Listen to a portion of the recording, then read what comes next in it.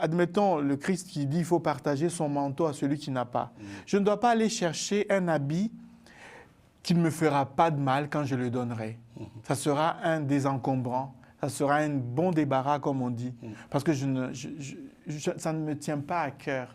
Pour moi, la vraie privation, quand il faut partager, peut-être que ça sera une autre émission, quand il faut partager en jeûnant, je me prive de ceci pour donner, il faudrait que ça m'arrache le cœur. Il faut que...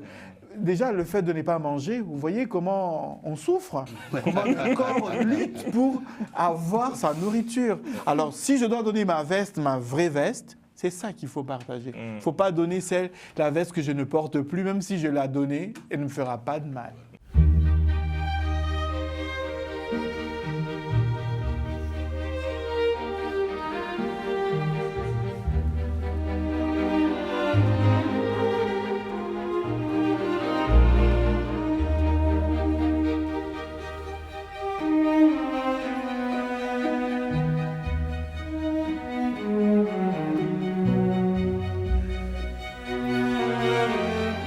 Bonjour à tous, heureux de vous retrouver pour ce nouveau numéro des Forces de l'Esprit. Aujourd'hui, nous parlerons du jeûne, enfin, du carême pour les chrétiens catholiques et peut-être du jeûne pour nos amis protestants. On essaiera de comprendre un peu toute cette nuance. Je reçois le père Mickey Kassongo. Bonsoir, bonjour mon père. Bonjour. Le pasteur Gabriel Leco. Bonjour pasteur, bonjour. Heureux de vous retrouver. Je vais partager. Je me tourne vers mon père parce que c'est le temps de carême pour l'Église catholique. Oui. Quel est le sens de ce temps? Que représente le carême pour les chrétiens catholiques? Voilà. Je pense que quand on entend beaucoup parler du carême, il y a beaucoup qui se demandent, mais le mot même carême, ça veut dire quoi? Et je me suis dit, peut-être faire un petit rappel très bref du mot même carême, qui vient du latin, qu'on connaît bien, quadragesima, ça veut dire 40e. Donc il y a le mot, il y a la signification des 40 jours, et quand on voit bien la signification biblique, il y a plusieurs personnages qui ont dû faire les 40 jours, cette symbolique de pénitence, d'un temps fort, d'un temps de conversion, de temps de revenir vers Dieu. Et ce qui fait que dans l'Église catholique, on met ce temps de préparation à Pâques, ça dure 40 jours, sauf les dimanches. Donc on peut compter à partir du mercredi des cendres jusqu'à Pâques, mais sauf les dimanches. Et je crois qu'il y a deux solennités aussi où on ne jeûne pas dans l'Église. Oui, c'est ça. On voit bien la fête de Saint-Joseph, ouais. Voilà, le 19 mars, et puis après pour l'Annonciation le 25. Okay. Donc il y a ces deux exceptions qui font que ça dépend de l'année liturgique ABC. Alors, quand on tombe sur ces solennités-là, ce jour-là, on vit solennellement, c'est la fête. Et aussi, je rappelle qu'à partir de ce jeudi hier, ce qu'on appelle la mi-carême, donc on était à la mi-carême, la moitié du carême déjà 20 jours. C'était le jeudi, c'était hier.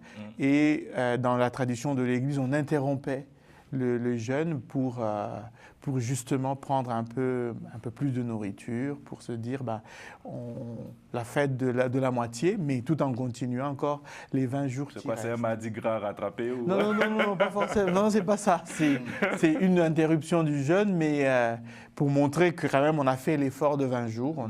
Il nous reste encore 20 jours à faire, et voilà le chemin qu'il faut faire. C'est ça. Donc, il y a toujours référence à 40. Comme j'ai dit, Jésus qui va 40 jours au désert. On voit le peuple hébreu qui traverse pendant 40 ans. Il y a toujours le mot, la symbolique de 40, le chiffre 40, a toujours une symbolique biblique. Et c'est sur base de ça que l'Église donne à ses fidèles 40 jours pour se préparer à Pâques. Et c'est vraiment intéressant, mon père, parce que carême, on entend souvent par abus de langage, on dit je fais carême pour faire référence au jeûne. Donc, oui. Le carême, ce n'est pas que le jeûne. Hein. Si on vous écoute à partir de l'origine, quadragésima et tout, c'est vraiment un ensemble. Tout à fait. Et je me tourne maintenant vers le pasteur où on ne fait pas carême chez vous, mais il y a des temps de jeûne. Et pourquoi? Nous ne faisons pas de carême chez nous et nous n'avons pas une période précise pour le faire, comme le font nos frères catholiques. Nous, ça s'étale sur toute l'année en fonction de la direction que le Seigneur dépose sur le cœur de quelqu'un, même de la communauté. Ce sont des moments décrétés sous l'inspiration du Saint-Esprit. L'objectif est vraiment d'humilier sa personne, son être à la recherche de Dieu, en fonction, ça peut être 40 jours, ça peut être 21 jours, ça peut être 3 jours. Donc la question du jeûne n'a pas forcément un délai précis, tout dépend de... Parce qu'il y a plusieurs modèles, plusieurs types qu'on voit dans la Bible. Et quel regard portez-vous sur le carême catholique? Ah non, mais c'est un regard, un bon regard, parce que c'est une pratique spirituelle qui est faite par nos frères. Ils inscrivent cette pratique dans leur histoire de leur... je ne dirais pas de leur religion, mais de leur profession. Mais c'est bien. Tout ce qui tend à chercher Dieu est bien. Vous savez, je n'ai pas couru. Mon père. Oui, non, il y a un aspect que le pasteur vient de souligner qui me semble très important. Moi, je dis toujours à mes amis catholiques que le carême, ce temps de conversion, ce temps de revenir à Dieu, d'être secoué dans son orgueil, de se rabaisser, de s'humilier devant Dieu, ne doit pas seulement se focaliser sur les 40 jours que l'Église donne. Parce que pour moi, le carême, ça c'est mon principe, la conversion c'est tous les jours. C'est ça. La conversion, la pénitence c'est tous les jours. Sinon, c'est ce qu'on voit, que les gens se donnent à fond pendant les 40 jours et une fois que le carême s'envole, ils disent « Ah ouais, liberté, je reviens à ma vie d'avant ». Là, il y a une mauvaise compréhension de ce que c'est la pénitence, la conversion. On se convertit tous les jours. C'est ça. Alors, du coup, se focaliser sur cet aspect, et ça biaise un peu la compréhension de comment on revient au Seigneur. On ne revient pas uniquement pendant le carême et les autres jours, on s'en va. C'est ça. On est en présence, en permanence, en présence du Seigneur. Pasteur, j'étais sur les réseaux sociaux et j'ai vu que vous savez, il y a souvent les chrétiens catholiques et évangéliques qui aiment bien se chahuter.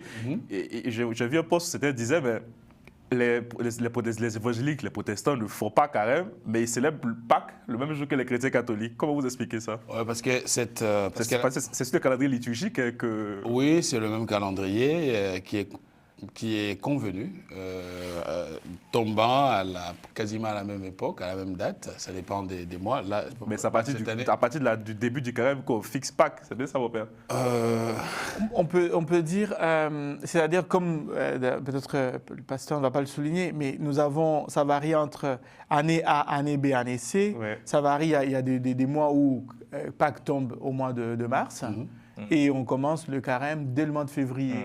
Donc justement, c'est ce calcul qui est fait de sorte que, comment je peux dire, si pour nous les catholiques, on a déjà parce qu'on connaît très bien, selon les calculs de convenance, on sait très bien qu'en 2026, Pâques va tomber tel jour, et puis voilà, le carême va commencer tel jour. Et je pense que nos frères protestants, c'est justement ça. Je pense qu'ils se calent sur si vous sur le calendrier convenance. grégorien. Ça ne date pas d'aujourd'hui. Je pense que cette convenance et les... Non, ça c'est quoi? C'est la famille. Gentleman agreement, comme on dit ici, ce sujet. Bon, il n'y a pas... on n'est pas adversaire. Hein. Non, mais je pense le contraire. Il y a une petite cohérence quand même. On se dit, bon, on ne fait pas carême, mais on célèbre Pâques le même jour que les chrétiens catholiques. Parce qu'en fait, la notion le carême, le Père l'a si bien dit, c'est une période sur 40 jours. Donc, nous n'estimons pas qu'une année puisse se réduire en 40 jours, comme il a dit. Donc, nous échelonnons sur toute l'année. D'accord. La pratique souvent chez les protestants évangéliques, c'est de faire en décembre, janvier, mars. En fait, tout dépend de... Il y a d'autres qui le font en début d'année pour donner le là aussi. Ouais. Donc il n'y a pas une période précise, mais c'est vrai que quand il s'agit de Pâques, là on est dans des événements fondateurs de notre foi commune. Exactement. Foi commune, c'est moi l'expression assez intéressante. Bon, et au nom de cette foi commune, là, moi je sais qu'il y a un truc qui nous unit, c'est le jeûne. Qu'ils soient catholiques, protestants. Parce que c'est une pratique spirituelle. Et donc, du coup, c'est le thème de l'émission pour être vraiment d'accord. Quel est le jeûne qui plaît à Dieu? Et d'abord, mon père ou pasteur, quelle est l'origine même du jeûne? Au fait, pourquoi on doit jeûner? Qui a jeûné pour la première fois? Voilà, pour faire ça. Bibliquement parlant, nous sommes dans Exode 34. Verset 28, il monte, il reste 40 jours sans manger de pain ni boire de l'eau. Donc il est sur la montagne, pendant lequel Seigneur Dieu va écrire la loi qui n'a pas été conservée suite à la colère de Moïse, bien sûr.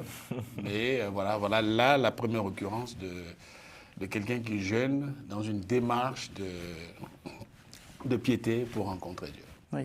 Et d'ailleurs, c'est-à-dire que là, le pasteur donne une origine, je pense, on peut dire biblique. Ouais. Mais quand on va plus loin que le contexte biblique, Justement. on peut comprendre que la notion du jeûne, elle remonte à toutes les civilisations.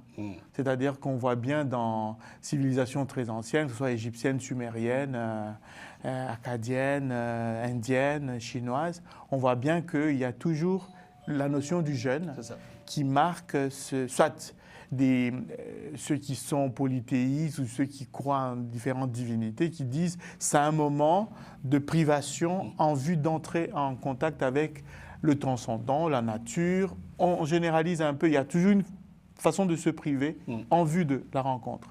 Et alors, bibliquement parlant, justement, on voit bien cette rencontre de Moïse pour recevoir le décalogue qui se met vraiment pendant beaucoup de temps. Et toujours dans cette optique de 40 jours. Hein, c'est ça. 40, ça représente beaucoup dans la Bible, j'ai envie de dire. C'est toujours référé au jeûne, au désert. Pourquoi? Ça avait une signification? Alors moi, dans les médias, ça te colle ou quoi?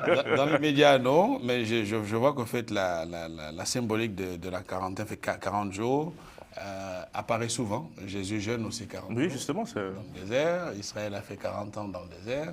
D'accord. Donc, là, le sujet n'a pas été travaillé, mais je laisse peut-être le... Oui, c'est toute la notion d'une durée bien consistante, bien concrète pour la réalisation d'un acte. Okay. C'est ça. C'est-à-dire, il y a la symbolique du chiffre 40. C'est pour ça que j'étais un peu taquin sur ce sujet. Je dirais pas un peu le côté mystique, non. Je pense que c'est une durée bien déterminée pour la rencontre, pour la pénitence, pour la conversion. Donc, vous voyez, on peut dire il y a 3, il y a 7, il y a perfection, il y a 9. Donc, tous les chiffres sont symboliques. Mais on voit bien que des grands moments, pour se préparer à une mission importante, pour une rencontre importante, on voit bien, vous évoquez la question de Moïse, on peut voir aussi Jonas, voilà, on peut voir les Ninivites, on peut aller plus loin. Bon, vous avez évoqué la question du Christ. On peut voir que c'est un temps vraiment déterminé pour une forte décision, une grande décision, pour se purifier afin de pouvoir... Et je rajouterai en disant, le 40, c'est la maturité. Et peut-être que... C'est ça. C'est intéressant parce que Romain, dans l'oreillette, me disait que 40, c'est 2 générations. Voilà. Oui. C'est ça, il y a la question de la maturité. La question de mûrir une décision, mûrir, comment je peux dire, une génération. On va mettre les pieds dans le plat. Okay. Il y a différents types de jeûnes. Oui.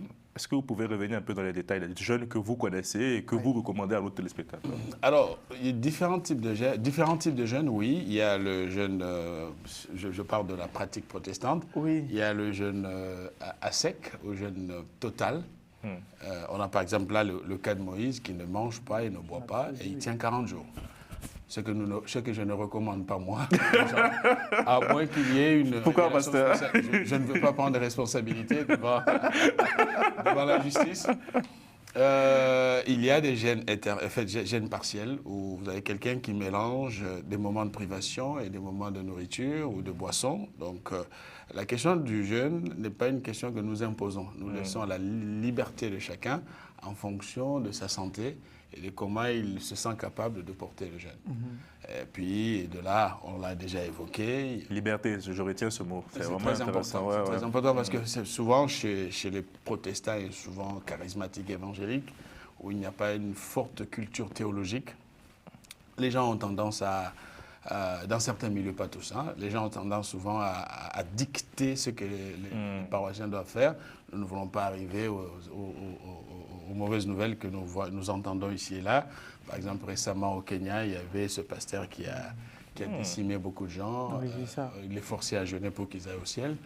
Donc, il y a des gens qui sont malades, qui ont des traitements, qui suivent des traitements. On ne peut pas, sous prétexte de rencontrer Dieu ou d'être visité par Dieu, de les contraindre à un jeûne sec, à sec, parce qu'on sait qu'il va y avoir des conséquences dans leur santé. Donc ça, partiel et total, mais il y a aussi les différents types, comme jeûne de 3 jours, jeûne de Esther a jeûné 3 jours, jeûne de 21 jours de Daniel, 40 jours on en a parlé, et ainsi de suite. Et peut-être à quelqu'un d'autre, je peux lui dire, jeûne de 6 mois, je ne sais pas. Donc la porte n'est pas fermée.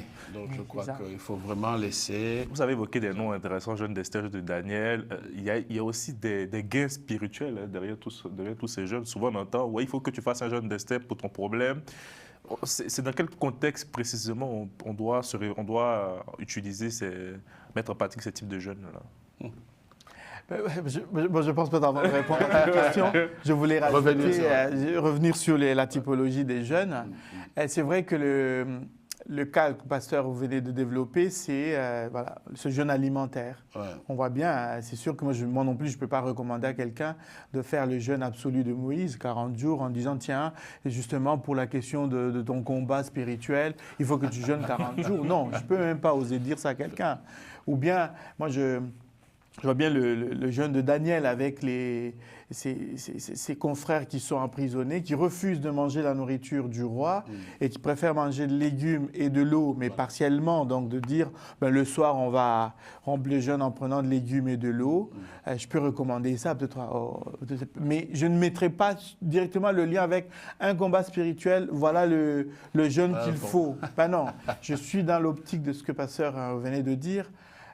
Cette liberté, il faut qu'on discerne parce que il y a beaucoup de dérives. Ouais. Le fait de surtout, on en parlera. C'est ça, on en parlera. Le jeûne, pour moi, le jeûne alimentaire, il est beaucoup dans la tradition. Je vois bien pour les catholiques, on voit bien la question de le mercredi des cendres, on jeûne, c'est du pain et de l'eau. Il y a cette question de la privation où il y a ce que nous appelons dans l'Église catholique le jeûne eucharistique. On dit on ne mange pas jusqu'à un certain moment avant la messe. On ne doit pas manger 1 heure, je sais pas, avant la messe. Il faut laisser, c'est ce qu'on appelle le jeûne eucharistique, qui se pratique encore dans certaines églises au monde. Et la notion importante, c'est que même dans l'Église, on a décrété qu'il y a des gens qui ne sont pas tenus au jeûne. Déjà à partir d'un certain âge, 100 ans, 65 ans, on ne peut pas demander aux gens de jeûner. Peu importe la situation qu'ils peuvent avoir, ils peuvent résoudre leur situation par la prière, non pas par le jeûne, autre chose. Et des gens qui sont sous recommandation médicale, qui ne doivent pas laisser une journée sans manger, qui sont diabétiques, qui doivent à chaque fois... Donc on ne peut pas recommander à ces personnes-là. D'ailleurs, c'est inhumain de leur demander de faire ça. Et même au nom de la foi, que dirait le Christ si je dois me référer à certains passages des évangiles? Seigneur Jésus, je suis malade, je n'arrive pas à bien me nourrir. Quel type de jeûne je dois suivre? Ce n'est pas la réponse que Jésus donnerait. Il va dire, écoute, reste 3 jours sans manger. Il sait très bien que je vais crever après, excusez-moi le terme, je vais mourir dans 3 jours. Il ne va pas me le recommander. Il peut me dire autre chose. Voilà. Donc justement, ça rejoint la question sur les types de... Ok, parce que souvent, on voit des posts où les gens nous disent ouais, face à une situation, le jeûne d'Esther recommandé, le jeûne de Daniel et tout le jeûne de... C'est un peu comme... faut dire que la souffrance qu'on a dans le christianisme, c'est que dans certains milieux, les choses ne sont pas encadrées. Et que chacun sort de chez lui, il s'autoproclame, fait faire des choses aux gens et n'ayant même pas un organe de contrôle au-dessus de lui pour le ramener à la raison. Voilà, on a ces abus et qui, justement, ternissent l'image de la chrétienté. Mais on est au courant, on sait ce qui se passe. Raison pour laquelle nous disons aux gens de réfléchir à où ils mettent leurs pieds. Et tout ce qui a boutique sur rue, qui s'appelle Église, n'est pas forcément Église. C'est ça. Et même en plus, pour ajouter à votre argumentation, c'est que si quelqu'un ne peut pas jeûner alimentairement parlant, il y a beaucoup d'autres formes de jeûne d'ailleurs. Ouais. Oui, c'est ça, je me dis. C'est pas la nourriture, c'est pas la privation de nourriture. Sortir des réseaux sociaux, c'est un jeûne. C'est ça. S'abstenir de certains plaisirs, c'est un jeûne. Même ne pas aller voir son match de son équipe préférée au stade, je me prive. L'idée derrière le jeûne, c'est la notion de privation. Ça. Et cette privation, elle doit avoir du sens. Je ne peux pas me priver de manger, je ne sais pas, ma nourriture de midi et de la récupérer le soir. Et surtout être dans une logique de dire je jeûne, mais j'ai vraiment la tête à la rupture automatiquement. Là. Oui, c'est ça, c'est ça. C'est de dire, d'ailleurs, je prends bien ceux qui disent je jeûne et mon repas de midi, je vais le donner à ce pauvre qui attend dans la rue. Ouais, ça, ou bien à tel malade qui a besoin de l'écoute. Pas pour la suite. Je me prive de mon temps des réseaux sociaux pour lire la Bible, pour prier. Ce n'est pas je me prive, je vais récupérer le soir jusqu'à 2 h du matin. Non. Alors là, on ne se prive pas. Justement, on diffère un peu les plaisirs. Parce que mon père, vous êtes entré dans le sujet déjà, sur les fausses idées reçues sur le jeûne. Qu'est-ce qui n'est pas le jeûne? Qu'est-ce que vous déconseillerez à ceux qui nous regardent aujourd'hui? Et déjà, c'est-à-dire, on a anticipé, même déjà en vous répondant, pour moi, ce qui n'est pas jeûne, c'est déjà d'avoir il y a des fausses idées sur ce qu'on nous a transmis, ce que c'est le jeûne. Je vous donne un exemple qui m'est arrivé une fois. C'était un vendredi, je jeûnais et je me dis, je vais manger le soir un repas léger. Et je me retrouve que je rencontre en sortant de chez moi une petite fille que je connaissais avec les parents. Et devant une pâtisserie et qui me dit tout de suite « Mickey, je te propose une viennoiserie, tu peux partager, manger avec nous ?» Et je me suis dit « Je jeûne ?» Et si je dis, oui c'est ça, je pense au Christ qui parle du secret. Ouais, justement. On lit ce passage de Mercredi descendre. Je dis, justement c'est dans le secret, est-ce que je dois le dire, je jeûne, j'ai pris le croissant que la petite m'a tendu dans la rue, j'ai mangé, j'ai continué à causer avec eux. Alors quand je suis rentré, j'ai partagé avec un ami, il me dit, oh, tu as rompu ton... C'est pas possible. Tu trouves que ça, c'est normal, ça? Vous voyez, est-ce que pour moi... Vous voyez un peu les idées fausses de dire il faut vraiment absolument que ça soit millimétré. Une fois que tu te retrouves dans une situation compliquée, si tu ne le fais pas, tu as rompu ton jeûne n'est plus valable.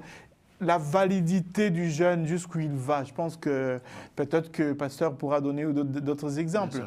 Moi, je pense qu'il y a ça. Il y a une autre idée fausse qu'on a du jeûne, c'est justement de penser à donner, peut-être que je m'hasarde sur ce sujet, de dire, quelqu'un vient me se confier à moi en disant « j'ai tel problème », je dis « ok, d'accord, tu sais, pour que tu t'en sortes, il faut que tu jeûnes de telle manière ». Moi, je pense que c'est des fausses idées qu'on donne aux jeunes. Qu'est-ce que c'est de dire à quelqu'un « jeûne pendant une semaine pour que tu sois libéré ». Et que si la personne n'est pas libérée, c'est ça, qu'est-ce qu'on fait derrière? Qu'est-ce qu'il va penser du jeûne après? Je rajouterai autre chose. Je partage tout à fait ce que dit le père. Je rajouterai le fait que le jeûne n'est pas un moyen de pression qu'on exerce sur Dieu.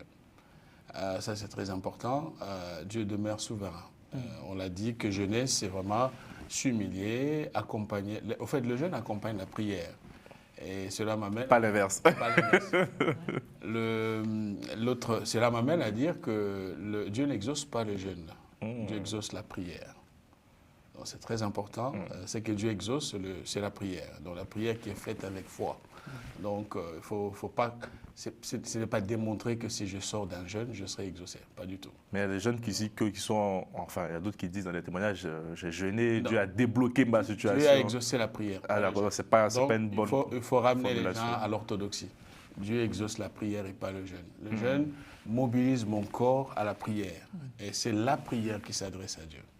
Et autre chose que je dirais, c'est que, étant donné que c'est la prière qui est exaucée et non le jeûne, faisons attention à notre attitude. Parce que quand je jeûne, je m'adresse à Dieu.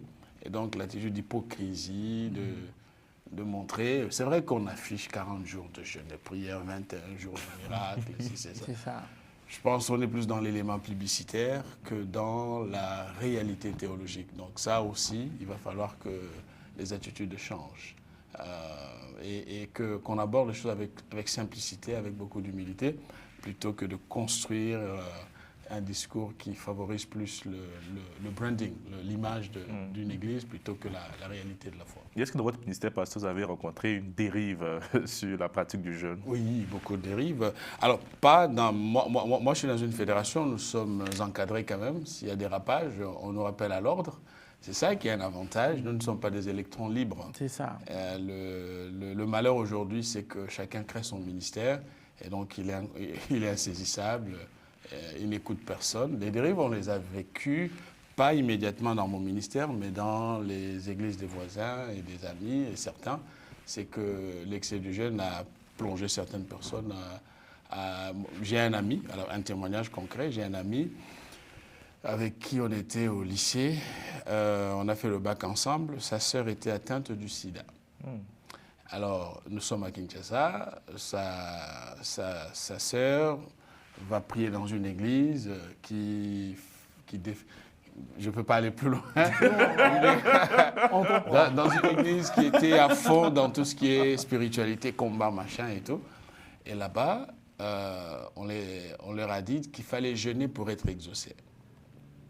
La pauvre dame qui est malade, parce que la maladie travaille le corps déjà, a fait, je crois, 21 jours de jeûne et prière. Et au sortir de ce temps de prière, la maladie s'est aggravée et elle en est décédée. Donc, ça ne suffit pas de dire aux gens, entre 21 jours, il y aura un miracle. Nous ne sommes pas des programmateurs de miracles. Les miracles appartiennent à la souveraineté de Dieu. Donc notre rôle, c'est de prêcher la parole en toute orthodoxie et laisser c'est le Saint-Esprit qui agit. Ce ne sont pas les paroles du pasteur qui décrète ou qui téléguide, télécommande le Saint-Esprit. Oui, la sœur de cet ami est décédée, on a été à son enterrement. Wow. Elle allait décéder, bien sûr, mais peut-être beaucoup plus tard. C'est ça. Mais là, le jeûne violent a déclenché son décès prématuré. Donc, et si on se mettait à citer des exemples, il y a certains pasteurs qui ont du sang entre les mains et c'est terrible. Wow. Justement, c'est ça la fausse idée qu'on se donne du jeûne. Ouais. Moi, je vais plus loin. Souvent, dans des recommandations, on parle de la viande. Ouais. Se priver des viandes, manger autre chose que la viande. Moi, je vais toujours plus loin que ça. Il y a des régions où la viande, on peut l'avoir facilement, on peut s'en priver, et non le poisson. Il y a des régions où le poisson, il est au quotidien et la viande, elle est rare. Alors si tu dis à quelqu'un, prive-toi de la viande pour jeûner en mangeant autre chose, il ne fait aucun effort. Parce que il n'en trouvera même pas, parce qu'on n'en vend même pas dans sa région. C'est là que je me dis, la privation pour moi du jeûne doit partir de quelque chose. Quand je n'en ai pas, je sens ce vide.